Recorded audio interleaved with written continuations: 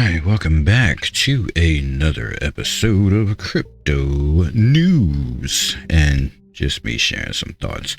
Whether important or not, who really cares? Who really cares? All right, we're going to jump to some more articles. Again, we're back on CoinDesk.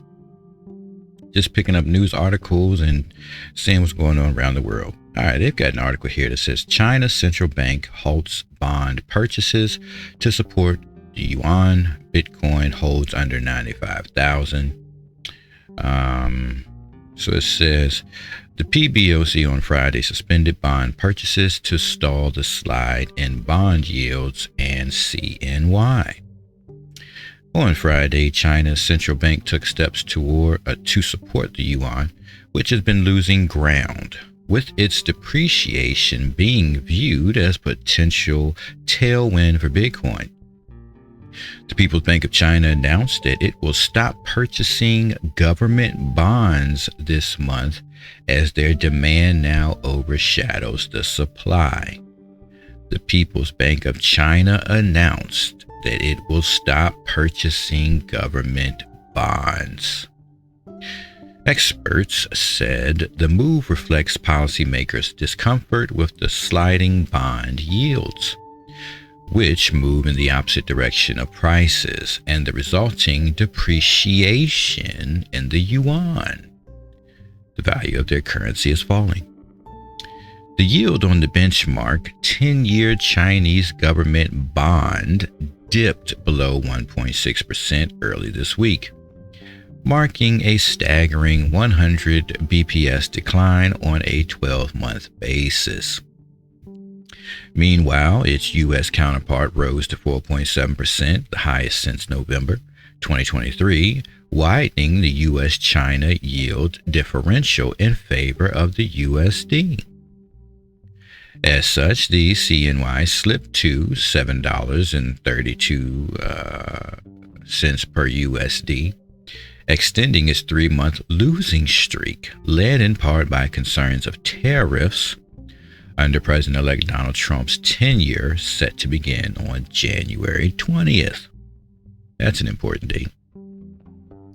Early this week, analysts said the declining yuan could result in a capital flight, some of which could find its way into the crypto market and add to Bitcoin's bull momentum. Now, that's interesting. So what I glean from this is the Chinese yuan, their bonds, right? I'm assuming, right, that these are debt bonds because it's government bonds, right? These are debt bonds. And I'm assuming this could be debt bonds from corporations, institutions, people, yada, yada, yada. They're debt bonds. And these debt bonds, people must not be paying their debt. And so the value of these debt bonds are like people are getting out of those debt bonds, right? So like, yeah, right. And so here you see that I guess this is saying that the Chinese yuan, right, is valued $7.32 for every $1 US. And so with that, their currency's value against the dollar, which allows them to purchase, or purchasing power valued against that dollar, is saying to the Chinese population that, hey, you know, we might want to move our money into some assets with more value. And hence, this is why they bring on the whole Bitcoin's bull momentum. It's interesting. Again, my personal thoughts on Bitcoin is it's just a store of value. If you want to put your money into something of value, you have that.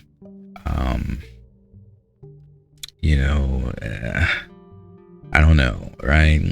We look here in the United States, it's the same thing. We can get debt bonds, secured bonds, take your pick. You can get a hold of that and then wait for that money to pop, and then you've made that money and interest with it.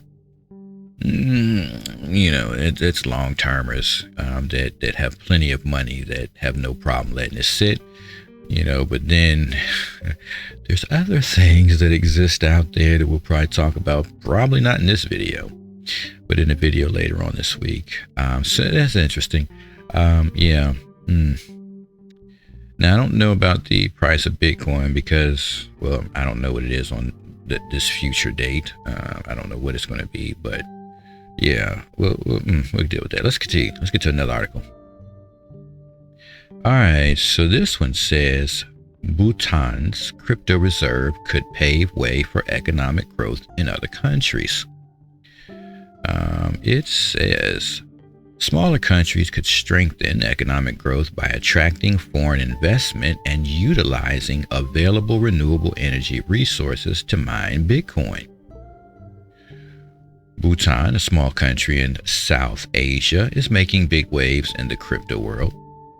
The kingdom, which populates roughly 770,000 people and lies between India, China, and Nepal, just made headlines after one of its cities adopted a crypto reserve strategy. This includes Bitcoin, Ethereum, and Binance's BNB token. El Salvador has previously made Bitcoin part of the country's national reserve, and several other countries, including the United States, are considering taking similar measures to strengthen its already robust economy. And just stop there and just say it's just a store of value, right? You can store value there and say, oh, but even with that said, like storing that, even with that said, look, you lost money. Bitcoin has been on an up. If you had purchased your Bitcoin way back when, $3,000, $4,000, $5,000, $6,000, this would be a mute conversation. It'd be mute because we'd be like, yeah, you had one Bitcoin at $3,000, and yeah, could have did that. Didn't do it. Today it's 90,000, right? And it's not going to stop there. You'd be crazy to think it's going to stop there. Not financial advice, not telling you anything, but what I will say is you'd be crazy to not see that that's a store of value. Oh, but the value's down. The value's down. It's 90-some thousand. It's up from when I saw it at $3,000 back when I saw it. So it's a mute point. It's very mute. You're telling me that it's down. It's down from what? 102,000? When I can tell you it's up from $3,000. The person that bought it $3,000, the person that bought it 50, most people are probably holding from around 1,500. I don't think people are still holding. It could be that held at small amounts, like, I don't know, 25, 30, 45 cents, right? I don't know if those people exist. I can tell you about $3,000 where I saw it. If you're holding at a point where you purchased at $3,000, you're not down anything. And just so you get a whole idea of this, if you purchased XRP at, I don't know, 30, 40, 50 cents, right? And you bought a bunch of them.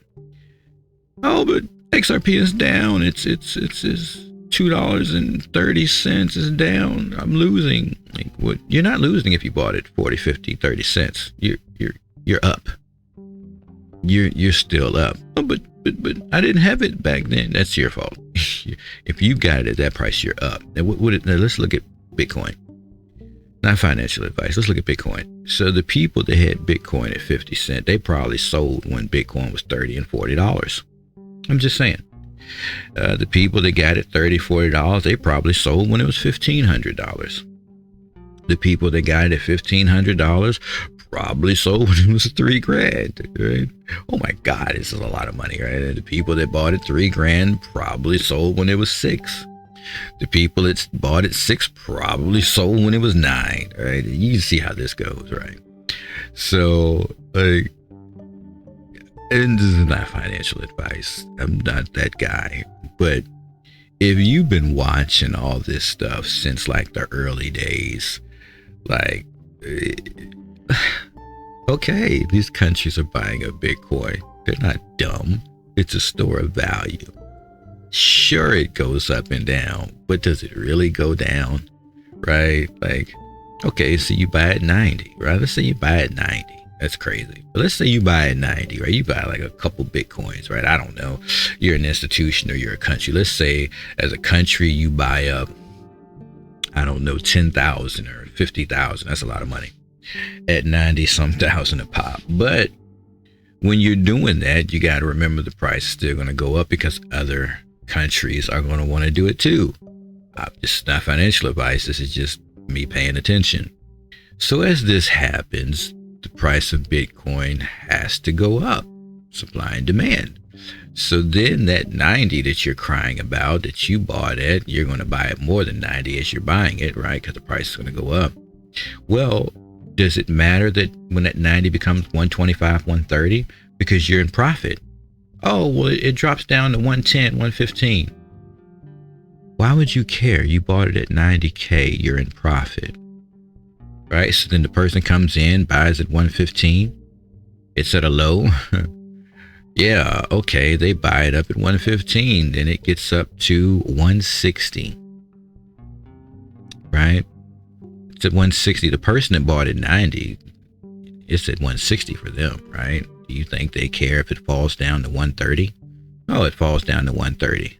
Oh man, it's at a loss. Bitcoin's doing so bad, it's at a loss. But the person that bought it 90K, they're still in the green. It's 130 for them. So then the next person comes in, next countries or whatever come in. Oh, we got to buy some of that. Like, we can't keep playing around. We buy some of it, and the 130 goes up to, I don't know, 210, 215. Now, the country that bought it 90, do they give a flying turd that it goes from 215 to 200? They bought it 90. So just take that concept and apply it to the crypto space. Just apply that logic. And then, just apply that logic. I don't know what to tell you. That's crazy. Just apply that logic. Let's continue with the article. All right. So it says, El Salvador has previously made Bitcoin part of the country's national reserve, and let me tell you something. El Salvador's Bitcoin supply and value is up. You can hate on El Salvador as much. They didn't make no money. Stop the cap.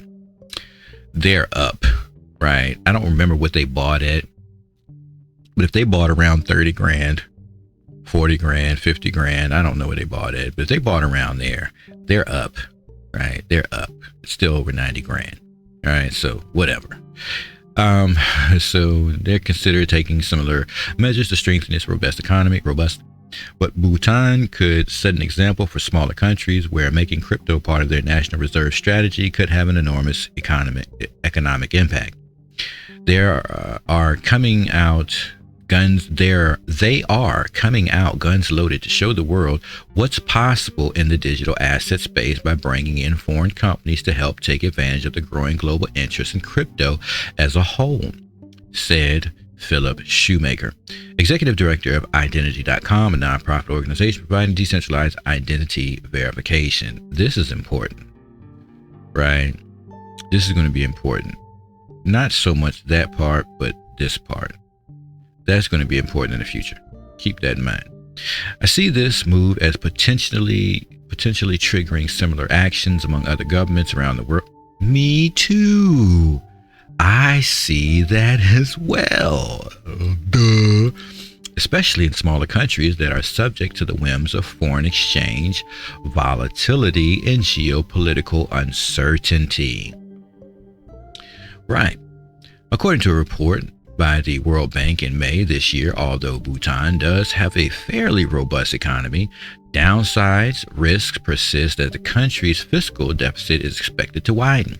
To ensure economic growth, it needs to attract more foreign investments, the report suggested.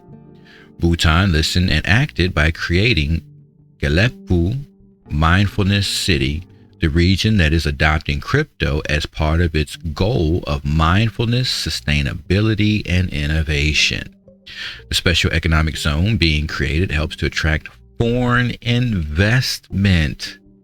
Now, what are they doing in the United States? You saw Trump. What is he doing? He's attracting foreign investments. You seeing how this all looks exactly the same? I told you, if you're buying at 90 as a country or institution, what do you care when it's going to be at 200? Why do you care? You're just going to buy it.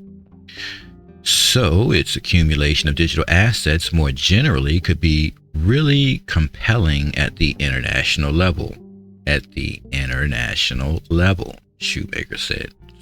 This isn't even rocket science. This is like 2 + 2 makes 4. Like if you just read the stories and hear what's going on in other countries and what they're doing, you don't have to pay so much attention to the US. The other countries are telling you a story. And the things that they're doing is going to play a part of the big picture. Like just imagine you look at this highlighted in blue, right? And this is what's happening in the United States, right? The highlighted in blue. That's the little part of the story that you get. Now we take this and we say this is the part of the whole world story. But you're only looking at this portion of the story and you're like, that's it. That's what you saw in the United States. You didn't see the rest of the story. It was insignificant. You didn't pay no attention. So if you look at the whole story, then you can see what's going on a grand scale. That's all I'm going to say there. Bhutan was already well positioned for this move. The country has an estimated 24,000 megawatts of technically feasible hydropower, potential of which has so far only developed about 7%. It gets so much electricity from hydro sources, after all, and it makes sense to them to lean into the mining aspect of it.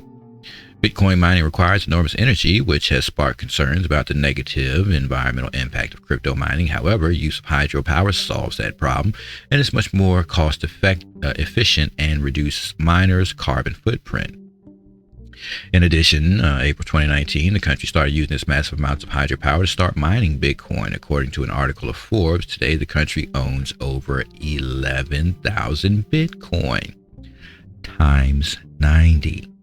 Worth roughly 1.1 billion, right?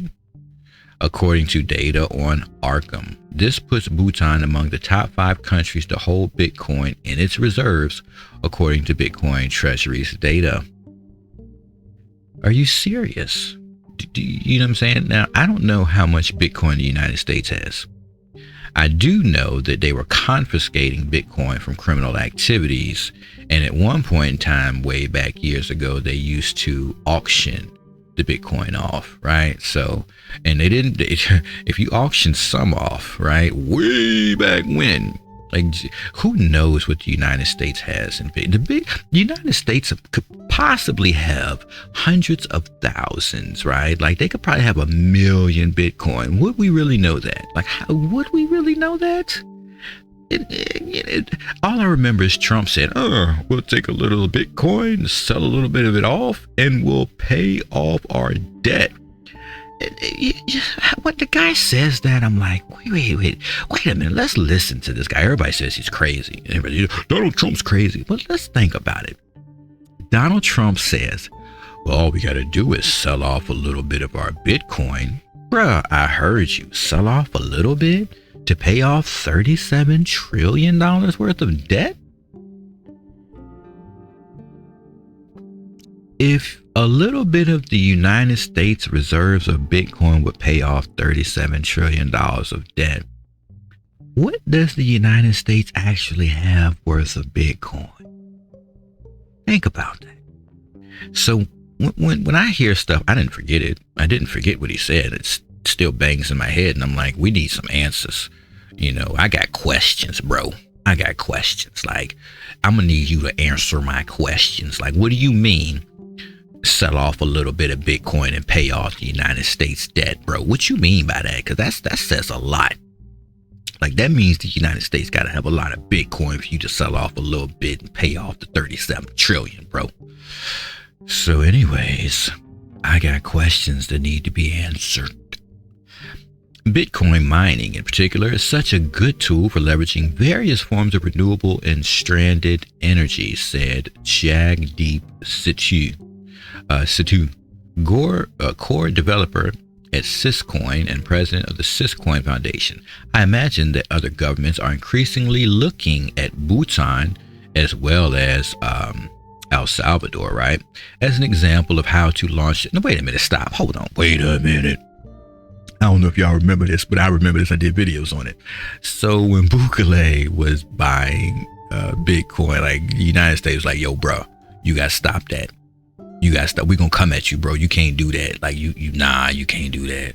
And I believe like they was coming at him trying to make it illegal for him to do that. And he's like, man, mind your business. He literally said, stay in your backyard. Mind your business, bro. I'm doing what I'm doing down here. And then Bitcoin was taking hit after hit after hit. So from Bukele's point of view in El Salvador, they were bleeding out because the more and more you were hitting Bitcoin, they were bleeding out. And I don't think he sold it.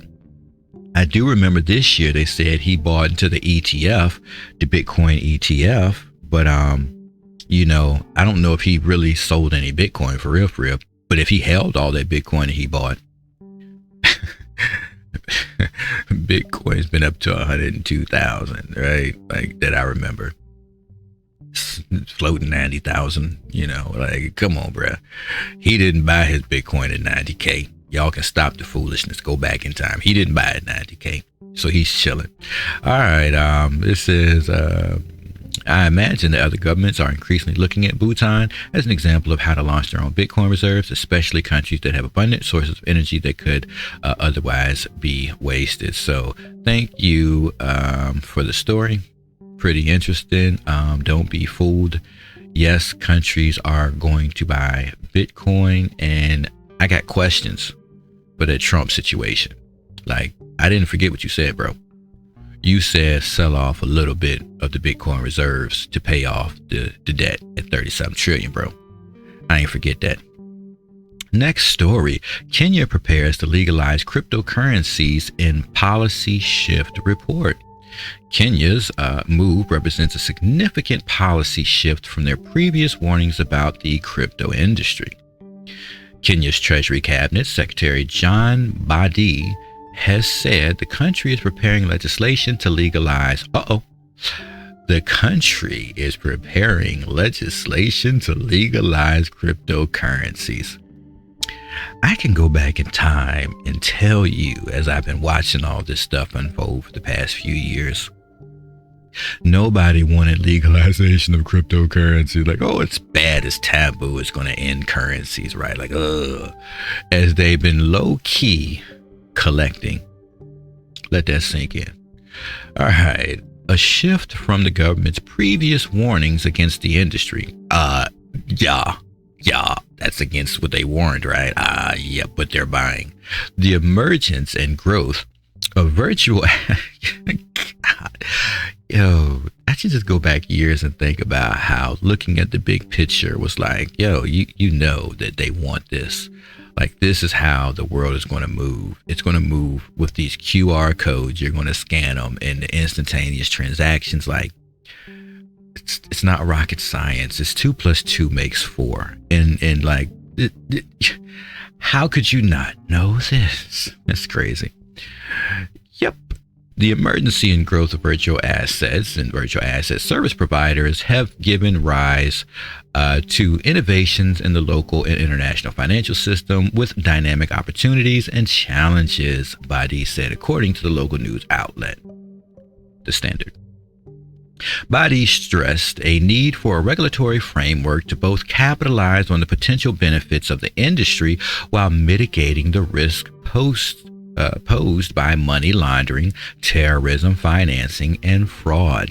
And so if you're using decentralized networks and apps and stuff, you can launder money because there's nothing centralized about it. Nothing centralized about it. There's no way that you can gain access to, there's no KYC, right? Do you go, what's KYC? Know your customer. So in the United States, when you go on to exchanges, you have to fill out all this information. It's digital. You got to take a picture of your ID besides your face. You got to take screenshots of your face. You got to put your social security number. You got to put where you work, what type of work you do, how much money you make yearly, how much money you intend to put into the market or whatever. What are you here for? Are you here for investments, or are you here just to get money? What are you here for, right? You got to go through all this KYC through exchanges in the United States, right? So how does this help anything, right? When you go to an exchange, well, you can't launder money because you're a face. social security number, your address, all your information is attached to that account you created on that exchange. You can't fund terrorism because we'll know it. We'll just get a legal warrant, go to the exchange, find out, where this wallet is. Hey, this wallet that conducted this activity is over here on this exchange. So we get a warrant, we go to that exchange, we find out who KYC'd for that wallet that's dropping money into this exchange. They find out, right? Then boom, now we know who the person is. We got a face, and now you can't fund terrorism, and you can't commit fraud. You can't launder money through a centralized system, right? So DeFi, or a decentralized app, that's where you can launder money. That's where you can fund terrorist activity, and you can commit fraud, because there's no way to get in there. That runs itself. It's self-running. It's free to do whatever you want to do. So it's like, why would governments want that? Right? Why would governments want that? These money laundering, terrorism, financing, and fraud. Why would they want that? They really wouldn't want that. No, they wouldn't want that. They want a regulatory framework. The government of Kenya is committed to creating the necessary legal and regulatory framework in order to leverage opportunities presented by VAs and VASPs while managing the reluctant risk, Badi said. Kenya launched a draft policy on virtual assets and virtual asset service providers. In December, the draft policy aims to establish a fair, competitive, and stable market for cryptocurrency industry players and foster innovation and financial literacy, Badi said. They're going to teach the people, right? And the people are going to be operating through these exchanges. Man, we talked about this in earlier videos. Kenya has historically kept a cautious stance toward the cryptocurrency industry. In December 2015, the country's central bank issued a public notice warning against cryptocurrency use, stating that these assets were not legal tender in the country, and no entity was licensed to offer money remittance services using crypto in Kenya. Funny how that changed. Fast forward to 2022, and lawmakers in the country started weighing on whether to move ahead with a law to tax crypto as the industry kept on growing in the country. A United Nations report at the time showed roughly 8.5% of Kenyans own cryptocurrencies. Yeah, you can't have them, but we got them. We know what y'all doing. We gonna hold them cryptos. We gonna hold them. Interesting story, right? Let's continue. All right, our final story for the day. Babylon Labs brings new momentum to Bitcoin ZK Tech through Bridge to Cosmo chains. Babylon, developer of the largest Bitcoin staking protocols, teaming up with Bitcoin developers Fiamma to build a trust minimized bridge using BitVM2. Babylon Labs, developer of the largest Bitcoin staking protocol, is building a trust-minimized Bitcoin bridge with the Cosmos network to enhance the world's oldest blockchain's interoperability. Yes, Bitcoin is like the beta test, right? The beta test, right? We created an alpha, now we're going to beta test it, right? That's the oldest. In partnership with Bitcoin developers, Fiamma, Babylon is using the BitVM2 computing paradigm, which is designed to allow Ethereum-style smart contracts on Bitcoin. Really? They're both slow, and which then paves the way for zero-knowledge technology. I have no knowledge. Zero knowledge. I have no knowledge. That sounds weird. Zero-knowledge computations allow different parties to verify that information is accurate without actually revealing to each other what the information is. In this sense, it is foundational to bridging digital assets between different blockchains. Developers like Babylon Labs and Fiamma are aiming to unlock the deep wells of value stored in Bitcoin to finance other ecosystems and allow it to be transacted on blockchains that are free of some of Bitcoin's limitations. of speed and scale. Now, Bitcoin is slow. Computation is slow. Scaling is low. It is a snail. But they act like when we saw last week the the governor or whoever it was of Canada make that transaction. I was like, that fast, bro, stop capping. You didn't just do that transaction that fast. That's not how Bitcoin works. We know it's slow and it can't do but so many processes, right? It's like a dinosaur. But if you were able to get it to move with a bridge onto a network, say like Ripple's network, or maybe Stellar Lumen's network, or maybe Hedera, you name it, I don't know, you pick one.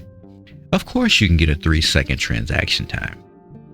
And of course you can get those transactions running at scale. But to just do it on Bitcoin's network, yeah, it's limited by speed and scale. Don't take my word for it. It's right there. Bitcoin, limitations of speed and scale. This forms part of a broader movement to extract greater utility from Bitcoin, similar to that which is commonplace on networks like Ethereum. Babylon's Bitcoin staking pool, which is one of the foremost projects in the sector, is billed as a way of using Bitcoin to secure other protocols and decentralized applications. And it has a total value locked of around 5.5 billion. The introduction of BitVM2's predecessor by Robin Linus on October 2023 was hailed as a breakthrough for making Bitcoin more programmable through enabling a roll-up that can handle faster and cheaper transactions. Okay, you can do it on Ethereum. I'd like to see that. Without compromising security. This could then allow bridges to securely transfer Bitcoin to the roll-up and later bring the Bitcoin back so that deposits can be withdrawn. Now that sounds like a whole lot to go through. BitVM inspired plenty of fervor among developers building projects on Bitcoin, including some focused on bridging to other networks. Zero Knowledge Rollup Citrea, which is backed by Galaxy Digital, deployed a BitVM-based bridge to the Bitcoin testnet last September. It is designed to be compatible with Ethereum Virtual Machine, the smart contracts executing software that powers the Ethereum protocol. Okay, so based on that statement, maybe that the governor did a transaction of on a bridge that took them to Ethereum. I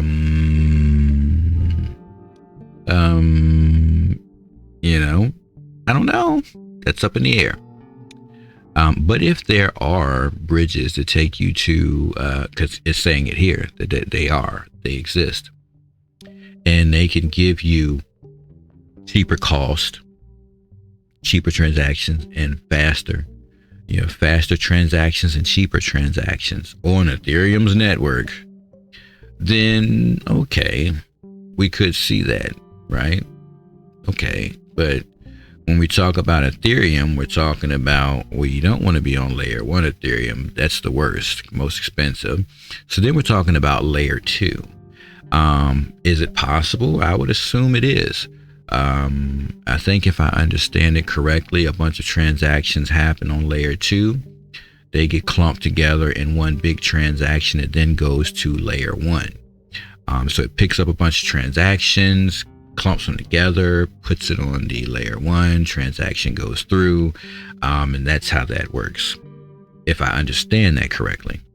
But really, like, what happens when you fill up layer 2? Do you go create a layer 3 and you do a bunch of transactions on layer 3? They get clumped up and put on layer 2, and then that clump gets put on layer 1. Like, what are we talking about? We're still talking about a process. We're not talking about 3 seconds. There's no way this is all happening in 3 seconds. I've seen transactions maybe 30, 40, 50 seconds, maybe a minute, sometimes longer. But I haven't seen 3-second transactions. So as interesting as that is, I still call cap. It's some bull jive. I don't think that governor or whoever he is made that transaction with Bitcoin in 3 seconds on Ethereum's network. We know it wasn't Bitcoin's network, but I don't even think he did it on Ethereum's network. That's all I'm saying.